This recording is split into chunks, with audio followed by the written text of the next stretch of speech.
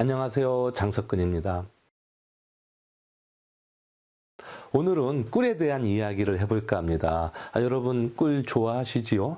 저는 단맛을 좋아하기 때문이기도 하지만 어릴 적 입이 헐었을 때 어머니가 꿀을 발라주시던 그런 기억과 가래떡에 꿀을 찍어 먹던 아름다운 트라우마가 있어서 더욱 좋아하는 편입니다. 꿀은 포도당과 과당이 약 80%를 차지하는데요. 양질의 비타민과 미네랄을 비롯한 아미노산과 효소 등의 영양소도 풍부하게 함유되어 있습니다. 그래서 인류 최초의 감미료라고 불리는 벌꿀은요, 고대 그리스의 신들의 식량이라고 했고요.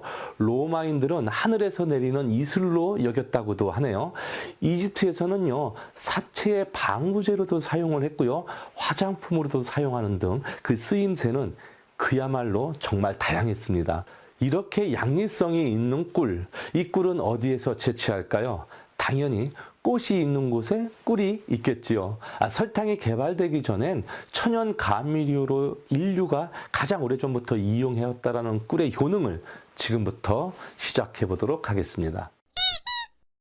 꿀의 효능 첫 번째는요, 바로 가장 훌륭한 소화제입니다. 꿀에는 비타민, 미네랄을 비롯해서 약 180개가 넘는 다양한 화학 성분이 들어 있습니다. 그래서 꿀을 먹으면 항염증, 항산화 기능이 원활해지는데요.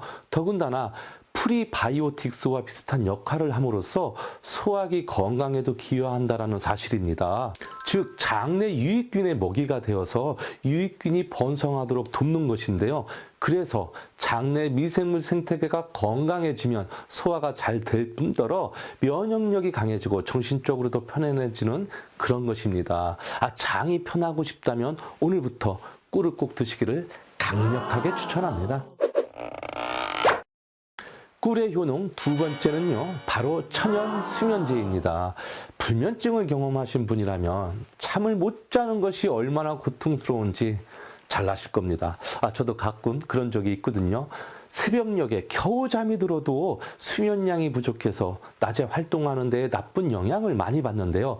이렇게 오랜 시간 뒤척이다 잠이 들거나 불면증에 시달리고 있다면 잠들기 전에 꿀을 한 스푼 드셔보시기를 정말 추천합니다. 꿀의 단맛이 수면 호르몬이라고 불리는 멜라토닌을 분비해서 숙면을 취하도록 하는 효과가 아주 뛰어나기 때문인데요. 잠이 잘 안 오세요? 그렇다면 오늘부터 꿀 한 수저를 꼭 드셔보시기를 추천합니다. 꿀의 효능 세 번째는요, 바로 최고의 피부 미용 화장품입니다. 아름다운 피부를 갖고 싶은 욕망은 남녀노소 가리지 않고 바라는 마음일 것입니다. 남자인 저도 그렇다니까요. 특히 여성이라면 더욱 그러할 텐데요. 비싸고 좋은 화장품을 찾아서 큰 돈을 쓰면서 쇼핑을 하지요. 이제는 꿀을 먹거나 바르는 것을 추천합니다.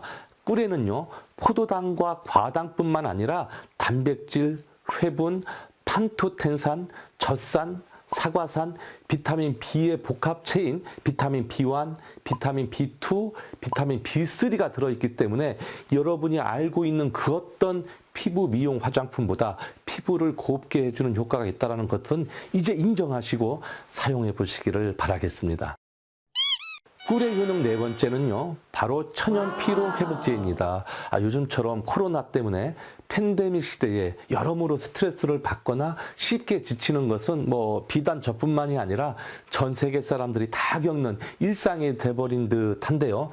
그래서 좋다는 식품을 찾아서 별의별 거 다 먹지요. 이럴 때 오늘의 주인공 꿀을 추천합니다. 꿀에는 산화방지제가 풍부하게 함유되어 있어서 혈액 내의 당도 수치와 인슐린 수치를 오래 유지시켜주는 효과가 있습니다. 보통 한 큰술당 약 17g의 탄수화물이 함유되어 있는데요. 이 정도의 양은 피곤한 몸을 회복시키는 데 충분하기 때문에 피로를 느낄 때는 물론이고요. 운동하기 전에 섭취해도 좋은 것이 뭐라고요? 네, 바로 꿀입니다. 꿀의 효능 다섯 번째는요, 바로 대사증후군에 아주 좋다라는 것입니다. 대사증후군이라는 게 뭘까요? 대사증후군은요, 당뇨병, 심장병 등 여러 성인병의 원인이 되는데요. 시청자분들은 다음 사항에 포함되시는 게 몇 개인지 잘 들어보시기 바랍니다. 첫째, 허리 둘레가 남성은 90cm, 여성은 약 85cm 이상인 사람과 둘째, 고혈압이 있는 사람, 셋째, 중성지방이 150이 이상인 사람, 넷째, 착한 콜레스테롤이라고 불리는 LDL 수치가 낮은 사람, 다섯 번째, 공복 혈당 수치가 높은 사람. 여러분은 몇 개나 해당되십니까? 이 모든 것을 일컬어서 우리는 성인병의 원인이 되는 대사증후군이라고 말을 하는 겁니다. 그런데 꿀이 이런 대사증후군에 상당한 효과가 있다고 2018년 영양학 저널에 논문으로 실렸습니다. 논문에 따르면요, 꿀은 중성지방 수치를 낮춤으로써 대사증후군을 다스리는 데 기여하며 혈당 지수가 낮아서 혈당이나 인슐린 수치가 급증하는 일이 없고 인슐린 민감도를 높이는 데도 도움이 되며 또 좋은 콜레스테롤은 늘리고 나쁜 콜레스테롤이라고 불리는 LDL은 줄이는 등 지질 대사를 개선하는 역할도 한다고 한 만큼 꿀은 우리가 무엇을 알고 있던 그 이상 우수하다라는 것이 의학과 학문으로 밝혀졌으니까 오늘부터 왜 꿀을 먹어야 하는지 잘 이해하시고 자주 드셨으면 좋겠습니다. 이 밖에도 꿀의 효능은 정말 다양합니다. 특히 요즘처럼 추운 날씨에 따뜻한 성질인 꿀을 자주 마시면 혈액순환에도 좋기 때문에 수족냉증에도 큰 도움이 됩니다. 또한 겨울철 자주 걸리는 감기에도 아주 탁월하지요. 여러분, 감기에는 약이 있을까요? 없을까요?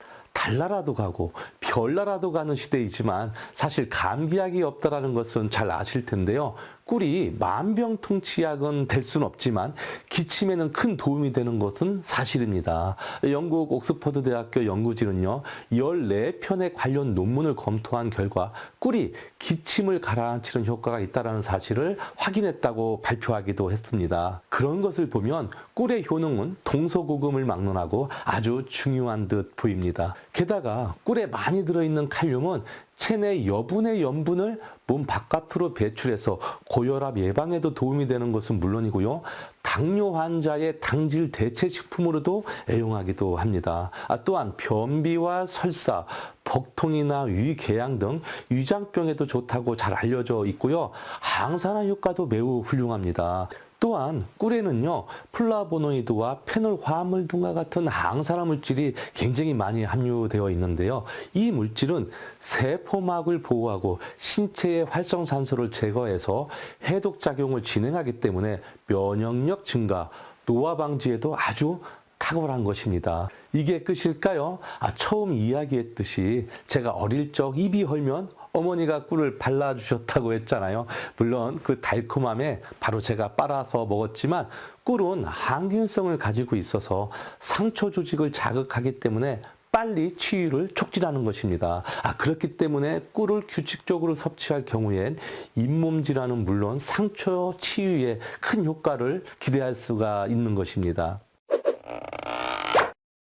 하지만 무엇이든지 과유불급이지요. 이렇게 좋은 꿀일지라도 너무 어린아이가 과잉 섭취하는 것은 안 좋을 수가 있습니다.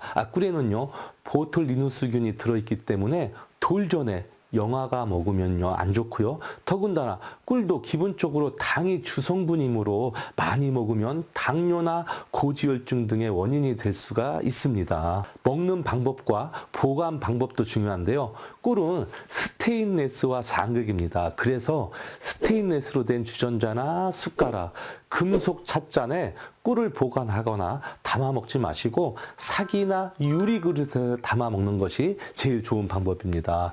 또한 꿀은 익히지 않는 파와 상추 그리고 소금에 절인 생선과도 궁합이 안 좋기 때문에 주의를 하셔야 하고요. 되도록 16도씨 이상의 상온에서 보관해야만 결정이 생기지 않는다는 상식도 잘 아셨으면 좋겠습니다. 높은 당도에 의한 삼투 현상과 꽃 꿀에 함유된 수종의 부패 방지 효소 때문에 썩지 않는 식품으로도 잘 알려져 있는 꿀. 그러나 꿀에 수분이 들어가면요, 효모가 번식해서 꿀이 변질될 수 있기 때문에 특히 이렇게 침 묻은 숟가락으로 꿀을 막 퍼먹고 그냥 보관하게 되면 오염되거나 또는 곰팡이가 나거나 벌꿀 술이 돼버릴 수도 있으니까 집에서 드실 때에는 반드시 물이나 침이 붙지 않은 새 숟가락을 사용하시고요. 가능하면 냉장고와 멀리하고 직사광선이 없는 서늘한 곳에 두는 것을 적극 추천합니다. 한 가지 팁을 드릴게요. 꿀은 벌의 종류에 따라서 토종꿀과 양봉꿀로 나뉩니다. 토종꿀은 토종벌, 양봉꿀은 한 마리의 여왕을 중심으로 일벌이 꿀을 만드는 것이지요. 시중에 유통되고 있는 것은 대부분 양봉꿀로서 꽃철에 따라서 꿀을 뜨게 되는데요. 흔히 아카시아 꿀, 뭐 또 있죠? 쌀이꿀, 유채꿀, 밤꿀, 매미꿀 등 이렇게 꽃 종류에 따라서 맛이 다 다릅니다. 꿀 1kg를 채집하기 위해서는 벌이 무려 560만 개의 꽃을 찾아다녀야 할 정도로 쉽게 얻을 수 없기 때문에 꿀을 구입하실 때에는 사탕수수나 설탕, 사탕무 이런 것 등으로 생산해낸 타양꿀이 아닌 천연 벌꿀인지를 꼭 확인하셔야 하는 이유가 여기에 있는 겁니다. 저도 제 고향 예산의 양봉장에서 여러 번 체험을 해봤는데요. 벌꿀이 만들어지는 과정을 직접 제가 보니까 자연의 신비함을 현장에서 느낄 수 있었던 소중한 시간이었던 것 같습니다. 마지막으로 저는 요즘 다이어트를 하고 있습니다. 보기보다는 좀 배가 많이 나왔는데요. 그 많은 음식 가운데 제가 꿀을 꼭 포함시킨 이유는 천연꿀은 포도당이 단당류로 구성되어 있기 때문에 높은 포만감을 주고요. 단 것으로 군것질하는 것을 억제해 주기 때문에 다이어트 식품으로 애용하고 있는 것입니다. 다이어트가 필요하세요? 그렇다면 저처럼 꿀을 드셔보시기를 적극 권장합니다. 신이 주신 건강백세 선물 꿀, 이렇게 좋은 꿀 안 먹기도 힘들겠지요. 자, 오늘 영상은 여기까지 하겠습니다. 천연꿀 자주 드시고 더욱 완실무병하시기를 기도합니다. 잘 보셨다면요, 좋아요와 구독도 눌러주시고 이 영상을 주변에 널리 공유해서 다 함께 건강했으면 좋겠습니다. 장석근이었습니다.